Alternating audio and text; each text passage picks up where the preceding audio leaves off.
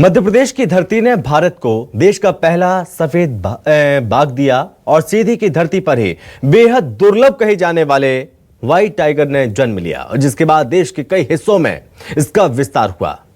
सफेद बाघ इतना दुर्लभ है कि 10,000 बाघों के जन्म लेने के बाद एक सफेद बाघ का संयोग बनता है। इस दुर्लभ बाघ से पर्यटन को भी बढ़ावा मिल सकता है, लेकिन सीधी की धरती आज भी उस व्यवस्था के लिए तरस रही है। देखिए ये खास रिपोर्ट।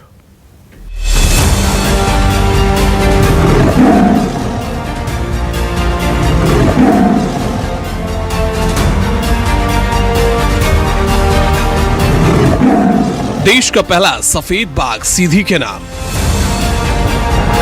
पर्यटन को विकसित करने की जोरदार मांग। सीधी क्यों नहीं बन सका टूरिस्ट हब? संभावनाएं अपार, टूरिज्म का सपना पूरा होगा कब?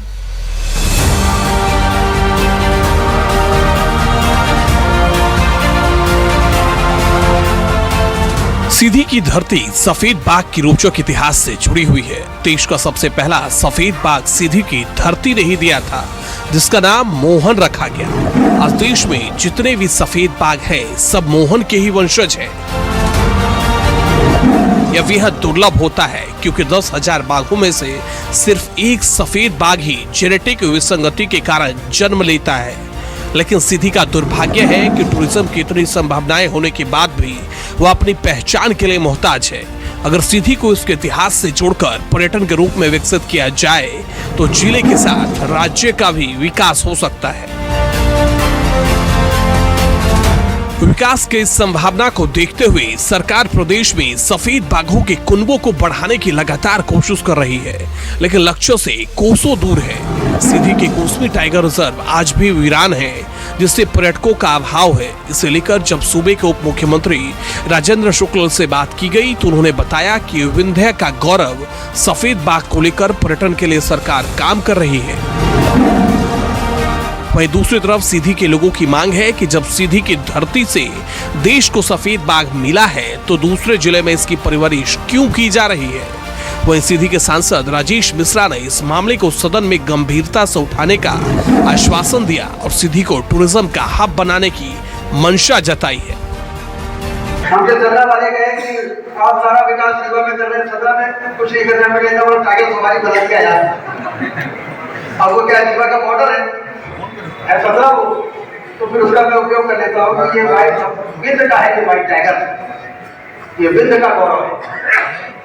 और इसलिए और विंध्य का इसलिए है कि सीधी पर पकड़ा गया था, रीवा में पाला गया था और 17 में इसका पुनर्स्थापन हुआ, फिर से इसको पकड़ के वहां पर लाया गया। तो इसलिए विंध्य क्षेत्र का विकास अब बहुत तेजी से होने वाला है। हम सबका भविष्य बहुत स्वर्णिम है। आने वाली पीढ़ी के लिए ऐसा विंध्य क्षेत्र बना के हम लोगों को देना है कि दुनिया के लोग रीवा में रोजगार लेने आए।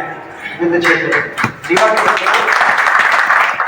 रोजगार ढूंढने के लिए अब मुंबई और पुणे और बम्बई ही जा रहे हैं।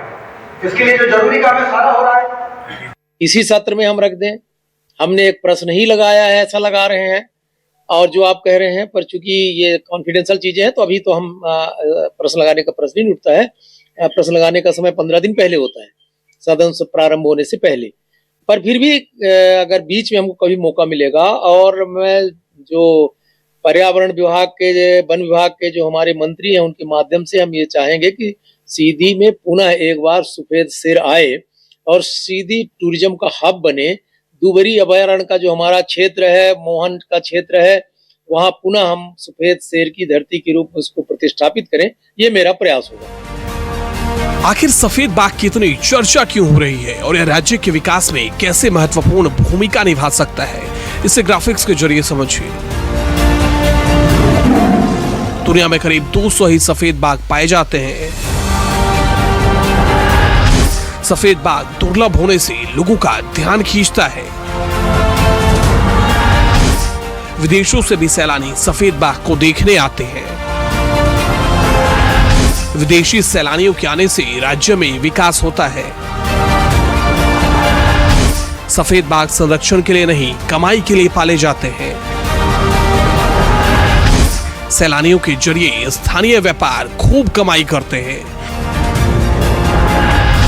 जब व्यापारियों की कमाई होती है तो विकास के रास्ते खुलते हैं। सफेद बाघ की खासियत क्या है, इसे भी समझ लीजिए। सफेद बाघ की खासियत, सफेद बाघों की आंखों का रंग नीला होता है या दूसरे बाघ से आकार में बड़ा होता है। जेनेटिक विसंगति के कारण बाघ सफेद हो जाता है। यह बिना रुके 6 किलोमीटर तक तैर सकता है। भारत के अलावा दूसरे देशों में भी सफेद बाघ मौजूद हैं। सफेद बाघ कोई लुप्त प्राय प्रजाति नहीं है, लेकिन तादाद कम होने से बेहद दुर्लभ है। सफेद बाघ के जरिए सीधी में पर्यटन को बढ़ावा देने की लगातार मांगे हो रही हैं। इस कड़ी में युवा वर्ग के नेता शिवसेना प्रदेश उपाध्यक्ष ने जिम्मेदार अधिकारियों को ज्ञापन दिया और सीधी की जनता से धोखा करने का आरोप लगाया।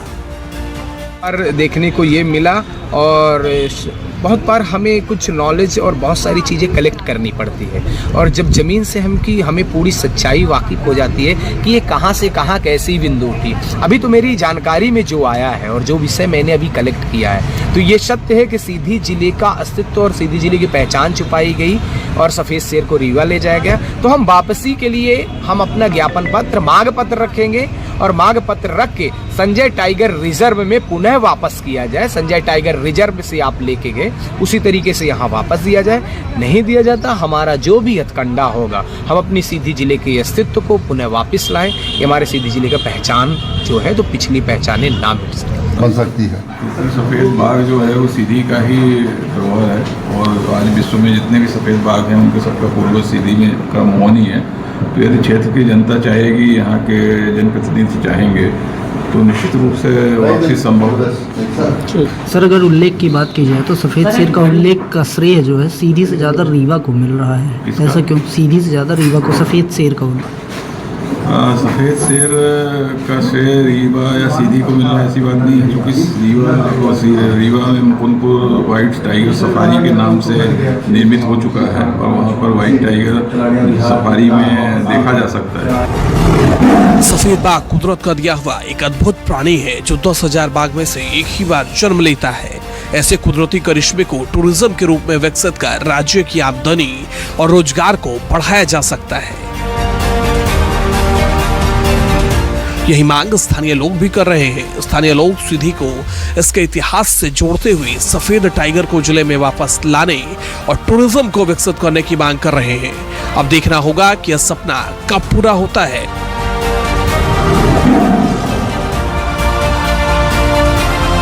अमित पांडे के साथ न्यूज़ 24 मध्य प्रदेश, छत्तीसगढ़।